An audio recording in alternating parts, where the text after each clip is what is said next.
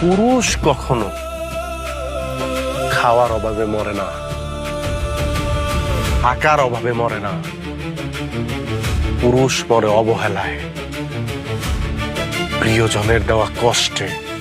আমার মা, আমার ভাই, আমার বোন কিন্তু তোমাকে ভালোবেসেছিল, তোমাদের সম্পদের লোভে নয়।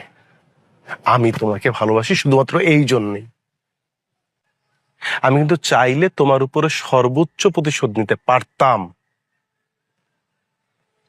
কিন্তু আমি নেইনি বললে কথাটা ভুল বলা হবে। নিতে পারিনি। যাকে ভালোবাসা যায় তার উপর প্রতিশোধ নেওয়া যায় না। দিয়ে আমার এই গল্প যদি কেউ কোনোদিন শুনে বা জানে, তাহলে হয়তো সে বলবে বা লিখবে, এ কেমন পুরুষ, কেন প্রতিশোধ নিল না, এ কেমন পুরুষ।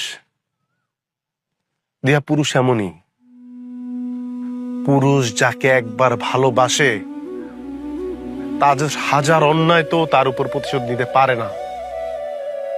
পুরুষ যাকে একবার ভালোবাসে শেষ দিন পর্যন্ত তাকে শুধু ভালোই বাসে। দিয়া, পুরুষ কখনো খাওয়ার অভাবে মরে না, থাকার অভাবে মরে না। পুরুষ মরে অবহেলায়, প্রিয়জনের দেওয়া কষ্টে।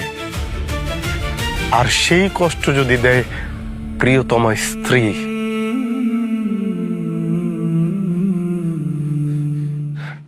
তাহলে পুরুষ বাঁচে না। দিয়া, পুরুষ বাঁচে না।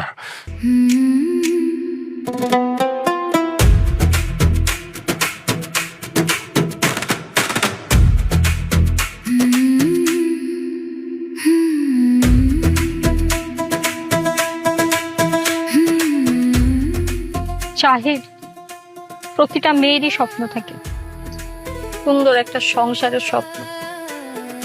আমারও তো এমনই ছিল, কিন্তু আমি একটা ভুল মানুষের সাথে প্রথম সংসার করছি। আমার বাবার মতের বিরুদ্ধে গিয়ে আমি একটা ভুল লোককে বিশ্বাস করে বিয়ে করেছি, কিন্তু সে আমাকে ঠকাইছে। সে আমাকে ঠকায় আমার সবকিছু নিয়ে সে চলে গেছে আমাকে ছেড়ে। তারপর থেকে আমি মনে করতাম এই পৃথিবীর সকল পুরুষ মানুষই মনে হয় ওই লোকটার মতো। আমি কখনো কাউকে বিশ্বাস করতে পারিনি। এই সমাজে একটা ডিভোর্সি মেয়েকে কি